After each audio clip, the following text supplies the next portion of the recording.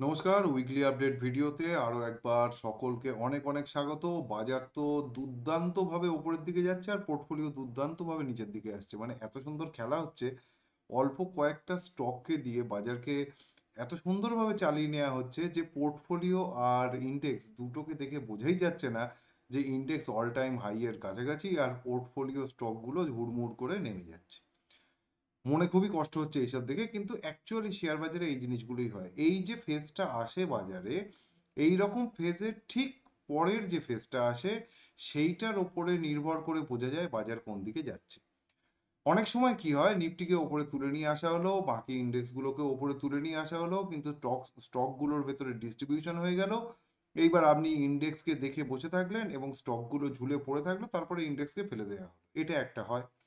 আরেকটা যেটা হয়, ইন্ডেক্স আর স্টক, এইভাবে স্টকটাকে ফেলে দেওয়া হলো, ইন্ডেক্সটাকে ওপরে তোলা হলো, তারপরে ইন্ডেক্সটাকে দাঁড় করিয়ে দিয়ে স্টকগুলোকে বের করে নিয়ে যাওয়া হয়। সেক্ষেত্রে কি হয় না, স্টকগুলো যখন ওপরের দিকে ওঠা শুরু করছে, এদিকে আপনার ইন্ডেক্স দেখছেন দাঁড়িয়ে রয়েছে, রোজ একটু করে নামছে, স্টকগুলো ওপরের দিকে ওঠা শুরু হচ্ছে। এইরকম সিচুয়েশনে কিন্তু ইন্ডেক্সের হাইয়ের কাছে এবং স্টকগুলোর পুরনো যে হাই ছিল যেখান থেকে আপনার কেনা আর কি, সেইখানের আশপাশে যেই চলে আসে, সেই মনে ভয় আসে এবং বাজারে লোক মালগুলোকে ছেড়ে দেয়, তারপরে স্টকগুলো বেড়ে যায়। এই রকম ভাবে শেয়ার বাজারে আপনি ট্রেড করে প্রফিট করতে পারবেন না। আপনাকে প্রফিট করতে হলে অবশ্যই এখানে কিনে হোল্ড করতে হবে, অর্থাৎ একটা স্টককে হোল্ড করতে হবে, তার সঙ্গে প্রতিদিন বাঁচতে হবে। তাহলে গিয়ে আপনি এখানে এক তো আপনার যে মানসিক স্থিরতা সেটাও চলে আসবে, বাজারের থেকে, বাজারের এই দুলুনির থেকে আপনি নিজেকে সরিয়ে নিতে পারবেন এবং আপনি একটা বড় প্রফিট করতে পারবেন তখনই। তার আগে বাজার আপনাকে 100 বার টেস্ট করবে। আপনি এই টেস্টে একবারও যদি ফেল করেন বা একবারও যদি মালটা কেটে দেন, তাহলে দ্বিতীয়বার আর আপনি নিতে পারবেন না। দ্বিতীয়বার আবার আপনি যেখানে গিয়ে নেবেন সেটা কিন্তু টপ হবে। তার কারণ বাজার নেওয়ার সুযোগ দেয় না, এটা মাথায় রাখবেন। বাজার যখন কোনো স্টককে বের করে, তখন পরপর কয়েকদিন মুভ দিয়ে এমন একটা লেভেলে নিয়ে চলে যায়, আর সেটা কোনো টেকনিক্যাল হোক, ফান্ডামেন্টাল হোক, কোনো অ্যানালাইসিসই আর নেওয়ার জায়গা থাকে না। তারপরে গিয়ে যেটা হয়, দুম করে নিতে হয়, দুম করে নেওয়ার পরে স্টকটাও দুম করে পড়ে যায়। তাই আমাদের কাজ হচ্ছে এইরকম সিচুয়েশনে স্টপ লসটাকে ঠিকঠাক রেখে দিয়ে তারপরে বসে থাকা, আর কোনো কাজ না। বেশি কাজ করলে কিন্তু এখানে লস করতে হবে। আমরা কিছু কিছু স্টক দেখি যে খুব ভালো একটা জায়গায়, ব্রেকআউটের জায়গায় গিয়ে সেখান থেকে এমনভাবে পড়ে গেল হঠাৎ করে, যেটা খুব গড়বড়। কিন্তু আবার একটা টাইমের পরে গিয়ে সেটা আবার ঘুরে উঠে যায়। কিন্তু অনেক সময় কি হয়, ওই যে লেভেলটা ব্রেকআউটের ছিল, সেই ব্রেকআউটের লেভেলে আমরা যদি মালটাকে রিস্ক নিয়ে রাখতে না পারি, তাহলে তারপর থেকে এমনভাবে বেরিয়ে যায় যে বড় প্রফিটটা আসে না। আর বড় প্রফিট না করলে আপনি শেয়ার বাজার থেকে প্রফিট করতে পারবেন না, কারণ শেয়ার বাজারের নিচে আসার যে গতিটা, সেটা 20 to 25%, 30% ইজিলি নেমে চলে আসতে পারে, কিন্তু ওঠার সময় অনেকটা সময় লাগে, ওই জন্য ধৈর্য ধরে কাজ করতে হয়। তো আজকেও আমরা ইন্ডেক্সের ওপর ভিডিওগুলো দেখব, আর তার সঙ্গে যদি কিছু স্টক দেখার দরকার হয় সেগুলোও দেখবো। তবে হ্যাঁ, তার আগে একটা কথা বলে রাখি, শেয়ার বাজারে আমি এই যে ভিডিও আপনাদের সাথে শেয়ার করছি, সেটা আমি কি অ্যাকশন সামনের সপ্তাহে নিতে চলেছি, আমি কি ভাবছি এবং আমি কি করব, সেইটা আপনাদেরকে বলছি। এখানে কোনো রকম নতুন স্টক কেনা বা যে স্টক দেখাবো সেই স্টককে কিনতে বলছি বা বেচতে বলছি, এরকম কোনো কিচ্ছু নেই। আপনি আপনার ফাইন্যান্সিয়াল অ্যাডভাইজারের সঙ্গে কথা বলে তবেই শেয়ার বাজারে বিনিয়োগ করুন, নয়তো কিন্তু শেয়ার বাজার থেকে প্রফিটের বদলে লোকসান হওয়ার সম্ভাবনাই বেশি থাকে। তো চলুন ভিডিওটা শুরু করছি, আজকের ভিডিও। সবার প্রথমেই আমরা চলে এসেছি নিফটিদার। নিফটিদার যে উইকলি চার্ট চলছে, উইকলি চার্টে আরএসআইও ভালো এবং উইকলি চার্টের second all time high closing এসেছে। যদি আমরা ডেলি চার্ট দেখি, তাহলে ডেলি চার্টে দেখবো যে এই যে জায়গাটা তৈরি করেছিল, এইখানে একটা বড় সড়ো সেল অফ পেয়েছে, খুলে ওপরে গিয়েছে। 1 মিনিটের চার্টে খুব ভালো বোঝা যাবে। 1 মিনিটের চার্টে কি হয়েছে, লাস্টের দিনকে দেখুন, খুলেছে, ওপরে গিয়েছে, নিচে এসছে, ওপরে গিয়েছে, নিচে এসছে, ওপরে গিয়েছে, আবার নিচে এসছে। তো এই যে জিনিসটা হয়েছে, তাতে কিন্তু সারাদিন ধরে ভোলাটিলিটিটাই ছিল, কাজের কাজ কিছু হয়নি, একই জায়গায় দৌড়দৌড়ি করেছে, কারণ ভিক্স যথেষ্ট বেড়েছে। এইবার আমাদের আপাতত স্টপ লস রাখতে হবে এইখানটায়, অর্থাৎ 25,900। 25,900 কিন্তু খুব একটা দূরে না, 25,900 যথেষ্ট কাছাকাছি লেভেল। 25,900-তে যদি আমরা ডেলি চার্টের উপর বেসিসে স্টপ লস রেখে দিই, তাহলে আমাদের ভয় পাওয়ার কিছু থাকবে না এবং কনসলিডেশন ফেজটাকেও আমরা ইগনোর করে বেরিয়ে চলে যেতে পারবো। 60 মিনিটের চার্টে আরএসআই কিন্তু গড়বড় করেছে এবং এখানে একটা নেগেটিভ এন মেরেছে। 60 মিনিটের চার্টে একটা নেগেটিভ এন কিন্তু অলরেডি তৈরি করে দিয়েছে।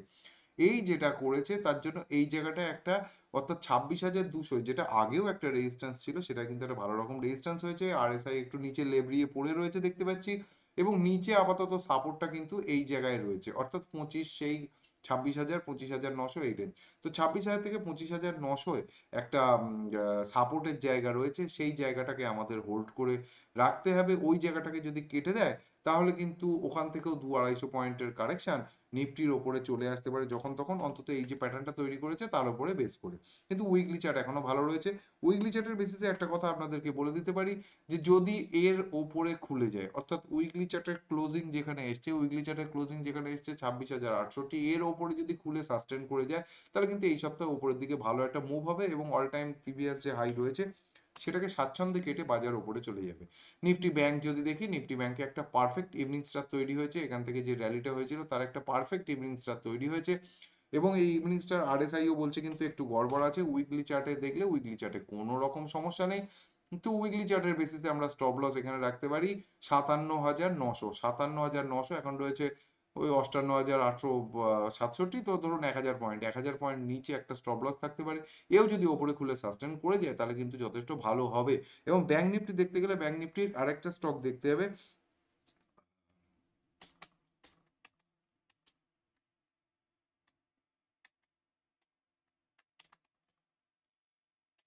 Nifty PSU bank index. PSU bank ইন্ডেক্সে যেটা হয়েছে সেটা ওপর থেকে একটা শুটিং স্টার পড়ছে, যেটাকে ইনভার্স হ্যামারও বলে কখনো কখনো, এটাকে শুটিং স্টারই বলে, ওপরে যখন তৈরি হয় তখন শুটিং স্টারই বলে।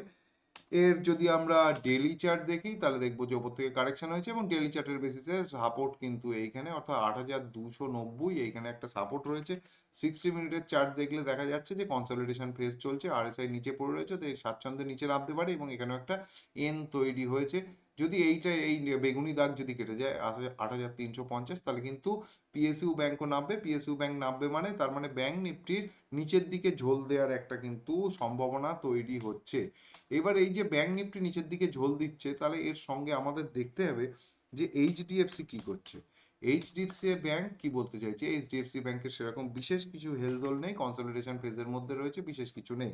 কোটাক কি করছে, কোটাকের যদিও ওয়েটে যত বেশি না, কোটাক ব্যাংকও সাইডওয়েজ কনসলিডেশন ফেজের মধ্যেই রয়েছে। আইসিআইসিআই তো যথেষ্ট নিচেই পড়ে রয়েছে আইসিআইসিআই ব্যাংক, এবং আপাতত যদি এই জায়গাটার উপরে না ওঠে, অর্থাৎ 1390-এর ওপরে যদি না যায়, ভালো করে আইসিআইসিআই যদি 1390-এর ওপরে উঠতে না পারে তাহলে কিন্তু নিচে একটা কারেকশন হওয়ার সম্ভাবনা আইসিআইসিআই ব্যাংকে তৈরি হচ্ছে। অ্যাক্সিস ব্যাংক যথেষ্ট ভালো জায়গায় রয়েছে এদের তুলনায়, এবং অ্যাক্সিস ব্যাংক যথেষ্ট ভালো জায়গায় থেকে মনে হচ্ছে লিড করলেও করতে পারে, যদিও এখানে একটা বিয়ারিশ হারামি মতো প্যাটার্ন তৈরি করেছে, তো এর দমে একটু নামতে পারে। তো ব্যাংক নিফটি কিন্তু নিচে আসার একটা সম্ভাবনা আমরা দেখতে পাচ্ছি, অন্তত পিএসইউ ব্যাংক এবং যে টপ লেভেল প্রাইভেট ব্যাংক রয়েছে তার উপরে বেস করে। সুতরাং এখানে বেশি আর কি আনন্দ পাওয়ার কিছু নেই এই মুহূর্তে যে বাজারে ভালো কিছু হবে, বা বেশি দুঃখ পাওয়ারও কিছু আমি দেখছি না যে বাজারে খারাপ কিছু হবে।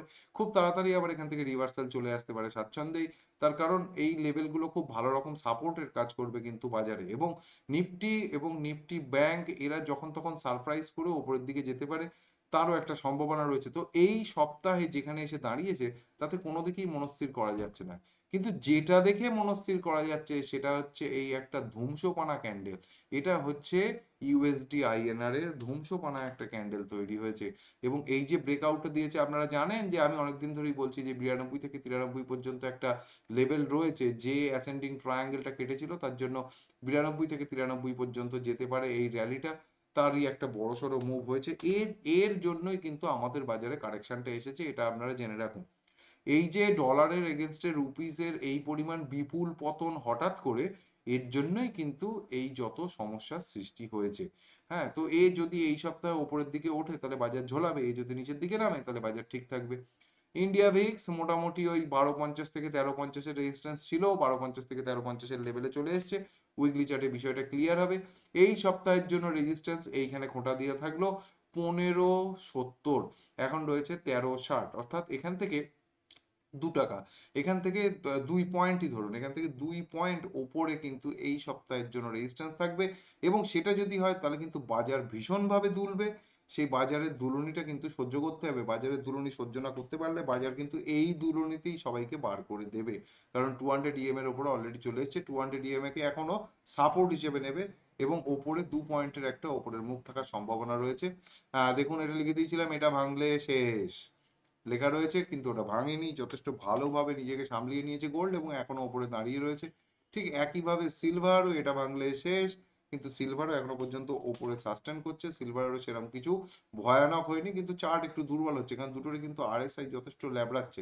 আরএসআই যদি এই 50-এর উপরে সাস্টেন করে টিকে যায় অন্তত ডেইলি চার্টে, তাহলে দুটোরই নিচের দিকে আসার সম্ভাবনা কম, ওপরের দিকে বেরিয়ে যাবে।